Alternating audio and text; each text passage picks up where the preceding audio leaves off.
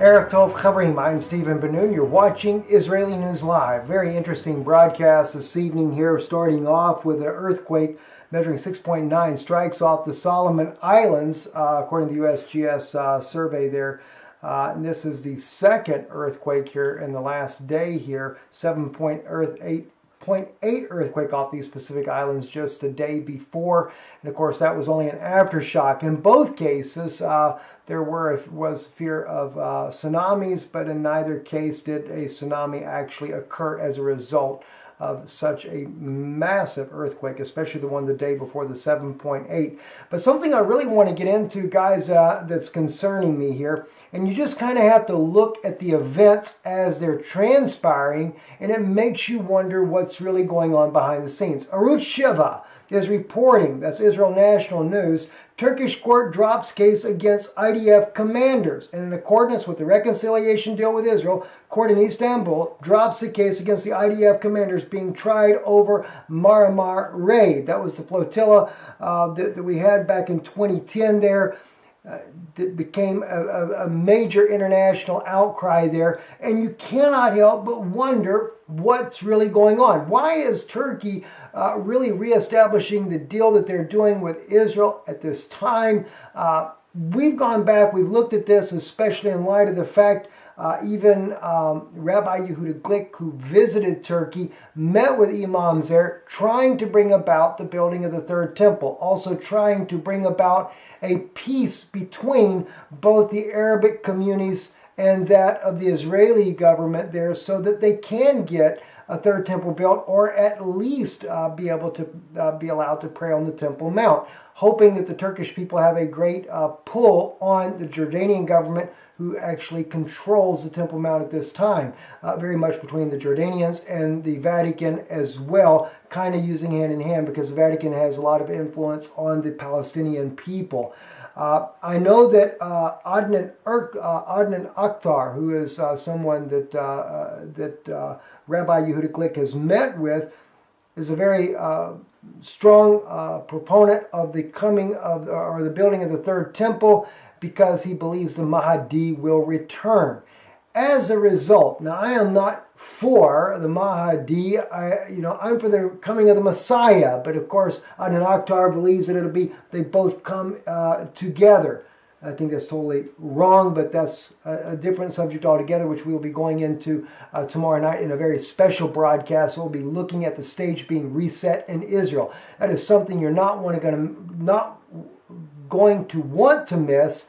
It will probably air at least a 30-minute segment of it here on Israeli News Live, but you'll have to see the entire part of that broadcast on the Nun Institute of Biblical Research, because it is going to be an incredible video there that the Father God has laid upon my heart that I must share with you guys. But going right back into this, as far as from the news aspect of this, Istanbul has dropped the charges of the IDF commanders that were involved in the raid of the flotilla back in 2010. Why? What's going on? Well, I think it has a lot to do with the conflicts that are going on over in the Middle East with Syria right now.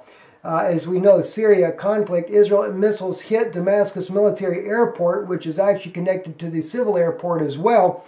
But this attack occurred Wednesday morning, when reports that came out from the Syrian government that Israel indeed had launched air raids on their particular, the military part of the airport there, just outside of Damascus, next to where President Bashar al-Assad's palace is located.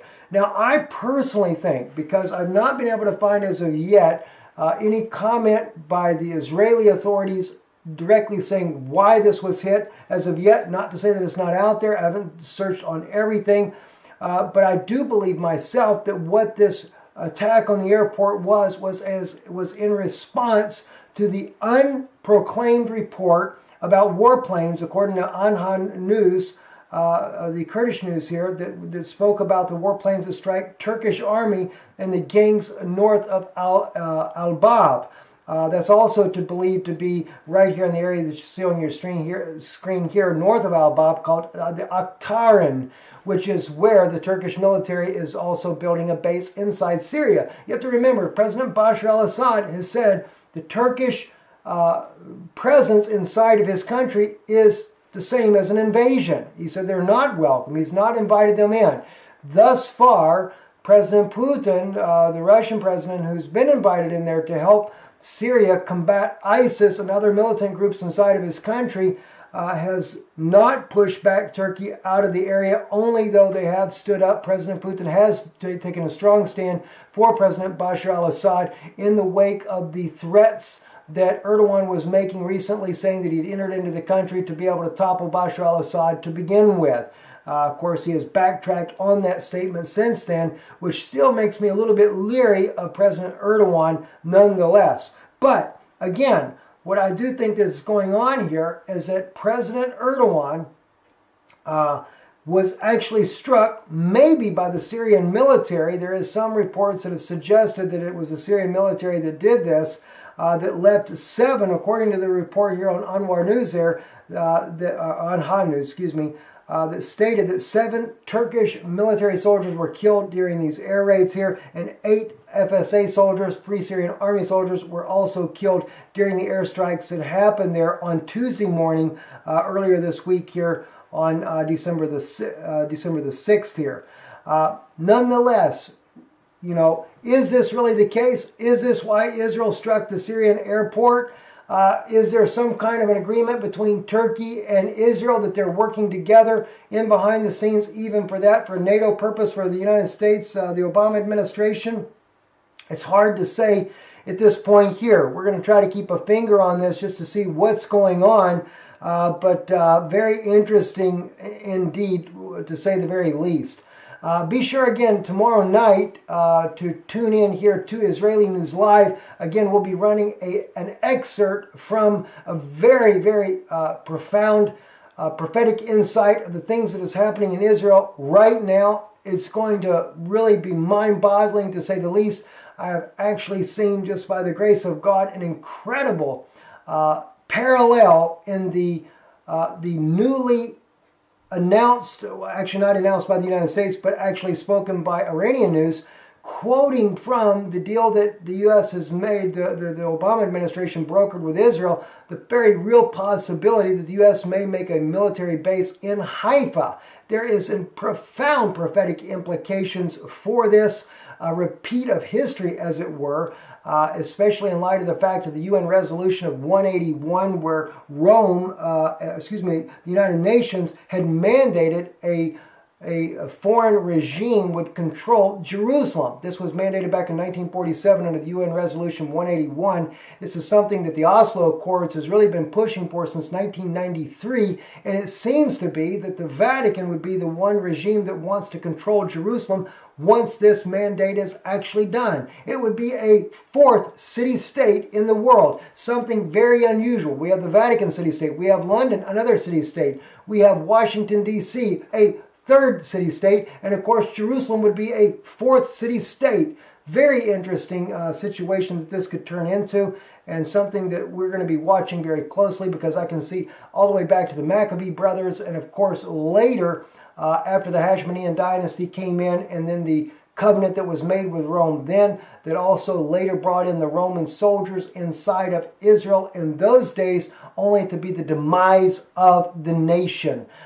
In fact, if you remember, when Titus, the Roman general, comes down to ransack the city in 70 AD, they had made a covenant with the Syrian soldiers, of course, it was about 50 years before that covenant that was made there, where Syria had been toppled by the Roman Empire. And of course, they had become their allies. Now, keep in mind, the United States government is wanting to take control of parts of Syria to guarantee the safety of their fighting factions that are inside there, the Free Syrian Army, etc., the Al Qaeda, the different groups that have been fighting under the backing of the Saudis, the U.S. government, and the Turkish forces there. They're wanting to make a safe zone for these different fighting factions inside of Syria and basically divide the country up. And I think it's a very provocative implication of something on a biblical scale that could repeat again, where once again the so-called Roman army of today would have conquered Syria beforehand and later to use those fighting factions to come in to invade Israel at a later date. Something that I think you'll find very interesting, those of you that want to tune into this tomorrow night. Anyway, that's it for now here on Israeli News Live. I think it's another interesting thing going on right now all over independent media such as ours as well.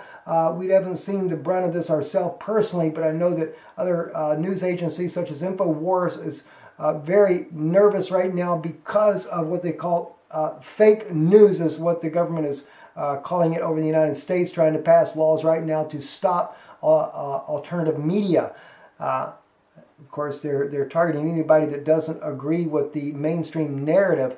It does really concern me, guys, and I will say just one comment about this, what I see this as. I see the U.S. government slowly but surely creeping towards a communist regime. They talk about Russia.